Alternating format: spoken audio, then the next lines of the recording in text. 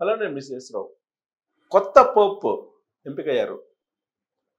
చేపల నుంచి తెల్ల పొగ రావడంతో కొత్త పోప్ ఎంపిక పూర్తయిపోయిందని చెప్పి మొత్తం ప్రపంచవ్యాప్తంగా ఉన్నటువంటి రోమన్ క్యాథలికులకు సందేశం వెళ్ళిపోయింది.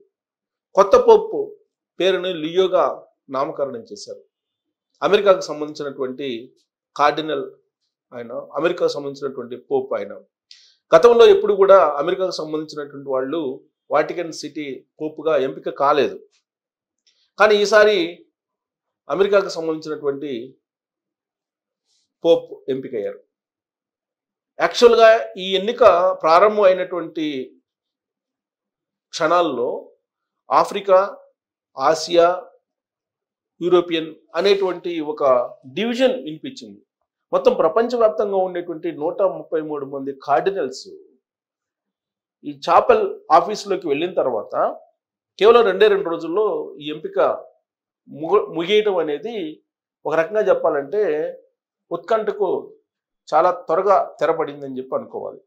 అయితే అమెరికాకు సంబంధించినటువంటి ఈ పోప్ లియోని ఎంచుకోవడం అనేది ఇది ఒక రికార్డు. ఇప్పటి వరకు వాటికన్ చరిత్రలో అమెరికాకు సంబంధించినటువంటి వాళ్ళు పోపులుగా లేరు. సో దీని వెనుక అసలు ఏం జరిగింది అనేది మీద చర్చ జరుగుతుంది, కానీ దాన్ని చర్చలో పెట్టడానికి ఎవరు ధైర్యం చేయట్లేదు. కారణం ఏంటంటే ఇది ప్రపంచవ్యాప్తంగా ఉన్నటువంటి కొన్ని కోట్ల మంది రోమన్ క్యాథలిక్లకు సంబంధించినటువంటి దైవ ప్రసాదం. ఒక దైవంగా భావిస్తూ ఉంటారు పోపుని. మరి ట్రంప్ చక్రం తిప్పారా తెర వెనుక అనేది కూడా వినిపిస్తుంది, కానీ బట్ దానికి ప్రూఫ్స్ లేవు. ఎందుకంటే అత్యంత రహస్యంగా కార్డినల్స్ ఎన్నుకుంటారు. కార్డినల్స్ ఎన్నుకోవడంతో పాటు జనరల్గా ఓటు చాలా రహస్యంగా వేస్తారు. వాళ్ళ మీద ఎలాంటి పొలిటికల్ ఇన్ఫ్లుయెన్స్ కానీ ఇతరత్ర ఇన్ఫ్లుయెన్స్ కానీ లేకుండా వాళ్ళ దగ్గర నుంచి మొబైల్స్ కానీ లేదా ఎలక్ట్రానిక్ గాడ్జెట్స్ ఏమున్నా సరే, ఎలక్ట్రానిక్ పరికరాలు ఏమున్నా సరే తీసేసుకుని లోపలికి పంపిస్తారు. మళ్ళీ ఎన్నికలు అయిపోయిన తర్వాత బయటకు వచ్చిన తర్వాత మాత్రమే మళ్ళీ వాళ్ళకి అందజేస్తారు. అంటే అత్యంత రహస్యంగా ఆ ఓటింగ్ జరుగుతుంది.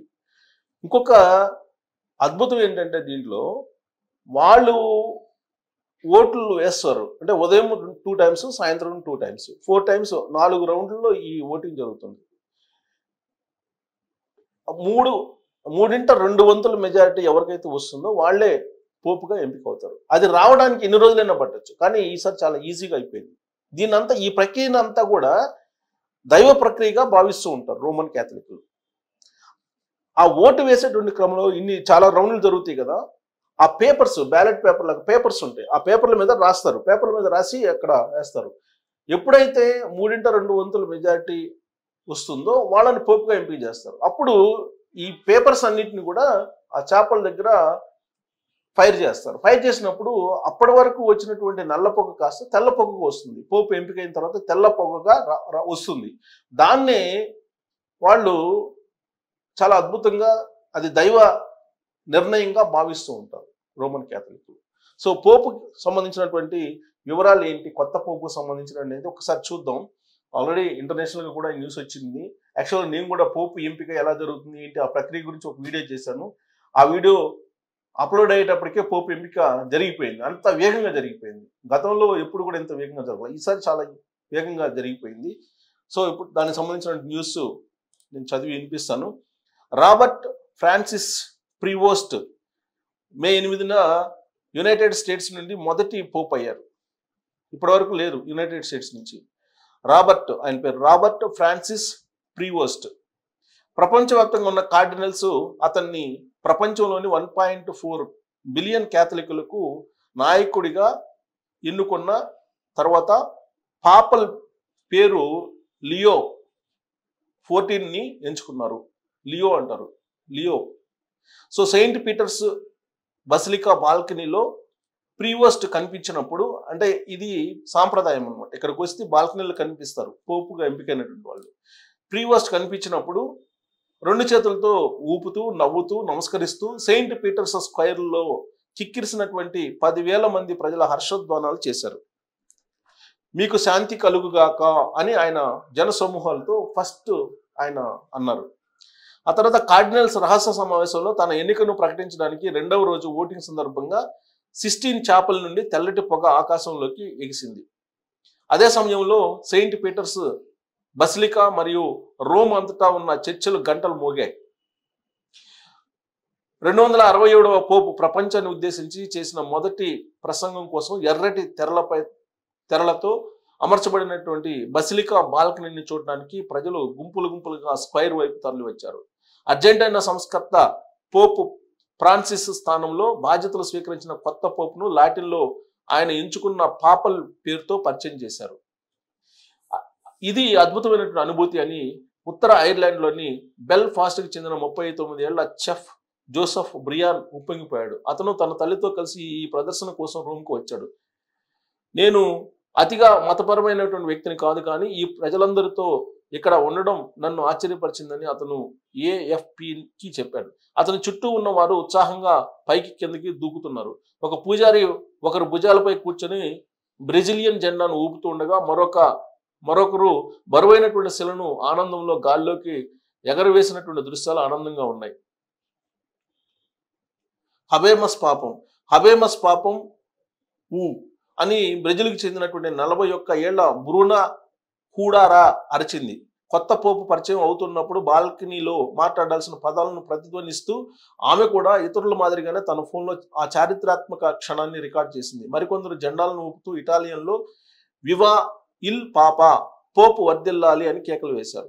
పోపును చూడటానికి ఇక్కడ ఉండడం జీవితంలో ఒకసారి లభించే అవకాశం. ఇది నిజంగా ప్రత్యేకమైనది. నేను ఉత్సాహంగా ఉన్నానని జర్మనీలోని మ్యూనిచ్కు చెందినటువంటి 15 ఏళ్ల ఫ్లోరియన్ ఫ్రైడ్ అన్నారు. అంటే ఆ ప్రకటన ఇచ్చినప్పుడు అనుభూతి పొందుతారు రోమన్ క్యాథలిక్లు. వాళ్ళ అభిప్రాయాన్ని చెప్తున్నారు అనమాట. పోప్ ఫ్రాన్సిస్ ఏప్రిల్ 21, 2025న 88 సంవత్సరాల వయసులో మరణించారు. ఆ సమయంలో ఆయన 12 సంవత్సరాల పాపప్ పదవిలో మరింత దయగల చర్చిని నిర్మించడానికి ప్రయత్నించారు. కానీ ఆయన ప్రగతిశీల విధానంతో చాలా మంది సాంప్రదాయవాదుల నుండి కోపాన్ని రేకెత్తించారు. అంటే గత పోపు. కొత్త పోపు ఇప్పుడు ఒక ముఖ్యమైన పనిని ఎదుర్కొంటున్నాడు. సంఘర్షణతో దెబ్బతిన్న ప్రపంచ వేదికపై తన నైతిక స్వరాన్ని నొక్కి చెప్పడంతో పాటు అతను విభజించబడిన చర్చని ఏకం చేయడానికి ప్రయత్నించాలి మరియు లైంగిక వేధింపుల కుంభకోణం నుండి కొనసాగుతున్న పతనం వంటి మండుతున్న సమస్యలను పరిష్కరించాలి. 5 ఖండాల నుంచి దాదాపు 133 మంది చర్చి యువరాజులు ఇప్పటి వరకు అతిపెద్ద మరియు అత్యంత అంతర్జాతీయ సమావేశం బుధవారం మధ్యాహ్నం ఓటింగ్ ప్రారంభించారు. అంటే జరిగిందన్నమాట. బహిష్కరణ బాధతో రహస్యంగా ప్రమాణం చేసిన వారు తమ పురోగతిని బయట ప్రపంచానికి తెలియజేయడానికి ఏకైక మార్గం సిస్టీన్ చాపెల్ చిమ్నీ ద్వారా పొగను పంపడం. బుధవారం సాయంత్రం మరియు గురువారం భోజన సమయంలో కూడా పొగ నల్లగా ఉంది. ఇది చూస్తున్న 10,000 మంది నుండి నిరాశతో కూడినటువంటి నిట్టూర్పులను రేకెత్తించింది. కానీ గురువారం మధ్యాహ్నం సాయంత్రం 6 గంటల తర్వాత వెలువడినటువంటి పొగ తెల్లగా ఉంది. ఇది కేథలిక్ చర్చికు కొత్త ఆధ్యాత్మిక నాయకుడు ఉన్నాడని ధృవీకరిస్తుంది. కొత్త పోపును ఎన్నుకోవడానికి ఎన్ని బ్యాలెట్లు అవసరమో తెలియదు, కానీ ఇటీవల చరిత్రను అనుసరించి 2 రోజుల్లోపు అది ముగిసింది. 2005లో జర్మన్ వేదాంతవేత్త అయిన బెనడిక్ట్ 16 4 బ్యాలెట్లలో ఎన్నికయ్యారు మరియు 2013లో పోపు ఫ్రాన్సిస్ 5 బ్యాలెట్లలో ఎన్నికయ్యారు. పాస్టర్ లేదా దౌత్యవేత్త. ఈ ఎన్నికల్లో భౌగోళిక రాజకీయ అనిశ్చితి తీవ్రస్థాయిలో ఉన్న సమయంలో వచ్చాయి. దీనిని కీలకమైన ఓటింగ్ అంశంగా పరిగణించారు. అలాగే చర్చిలోని చీలికలు కూడా ఉన్నాయి. పోపు ఫ్రాన్సిస్ వలసదారులకు మరియు పర్యావరణానికి ప్రాధాన్యత ఇచ్చిన దయగల సంస్కర్త, కానీ ఆయన ప్రధాన పాత్ర పోషించే వ్యక్తి కంటే సిద్ధాంత రక్షకుడిని కోరుకునే సాంప్రదాయవాదులకు కోపం తెప్పించారు. 80% కార్డినల్ ఎలక్టర్లను పోపు ఫ్రాన్సిస్ నియమించారు. ప్రపంచవ్యాప్తంగా 70 దేశాల నుంచి వచ్చిన ఇది ఇప్పటి వరకు జరిగిన అత్యంత అంతర్జాతీయ సమావేశం. అయితే కార్డినల్స్ అతని తరహాలోనే ఎవరికైనా ఎంచుకుంటారని ఇది హామీ ఇవ్వదు. ప్రశ్న ఏమిటంటే పాస్టర్ను లేదా దౌత్యవేత్తను, ఉదారవాదుడిని లేదా సాంప్రదాయవాదిని, క్యూరియాలో చర్చి పాలక మండలిలో ప్రావీణ్యం ఉన్న వ్యక్తిని లేదా ప్రపంచంలోని కేథలిక్ విశ్వాసం వృద్ధి చెందుతున్న ప్రాంతాల నుండి బయట వ్యక్తిని ఎన్నుకోవాలా అనేది.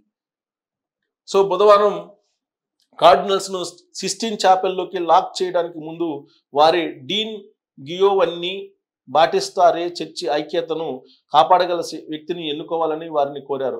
ప్రపంచవ్యాప్తంగా తీవ్ర ఘర్షణలు మరియు అతి జాతీయవాద పార్టీల పెరుగుదల మధ్య తదుపరి పోపు కూడా చరిత్రలో ఈ కష్టమైన మరియు సంక్లిష్టమైన మలుపు వద్ద నాయకత్వం వహించగలగాలి.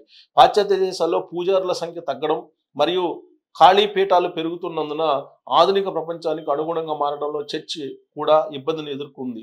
పోపు పదవీ స్వీకారం సాధారణంగా ఎన్నికలు జరిగిన వారం లోపు జరుగుతుంది. ప్రపంచవ్యాప్తంగా ఉన్న రాజకీయ మరియు మత నాయకుల సమక్షంలో సామూహిక వేడుక జరుగుతుంది. కొత్త పోపు తన ప్రాధాన్యతలను వివరిస్తూ ఒక ప్రసంగం ఇచ్చే ముందు మొదటిసారిగా తన పోపు మొబైల్లో సెయింట్ పీటర్ స్క్వేర్ను సందర్శించే అవకాశం ఉంది. ఇది వచ్చినటువంటి కథనం. సో కొత్త పోపు వచ్చేసారు. కొత్త పోపు ఎన్నిక అనేది 2 రోజుల్లో ముగిసింది. సాధారణంగా అది ఎప్పుడు ముగుస్తుందో, ఎన్ని బ్యాలెట్లు ఉంటాయో, ఎన్ని రౌండ్లు ఎలక్షన్ జరుగుతుందో కూడా అది ప్రారంభించిన టైంలో తెలియదు. ఎప్పుడైతే 3/200 మెజారిటీ వస్తుందో అప్పుడు తెల్లపోగు వస్తుంది చాపెల్ నుంచి. అది పోపు ఉన్నాడని చెప్పి తెలియజేస్తుంది. ఆ ప్రక్రియలో ఎంపికైనటువంటి కొత్త పోపు, అది కూడా అమెరికా బేస్డ్. సో కాబట్టి ఇది ఒక రికార్డు కింద చెప్పుకోవాలి. రోమన్ క్యాథలిక్లకి ఒక దేవుడు ఉన్నాడు, దేవుడు కనిపిస్తున్నాడు, దేవుడు ఇప్పుడు ఆయన కనిపిస్తున్నారు పోపు రూపంలో కొత్తగా.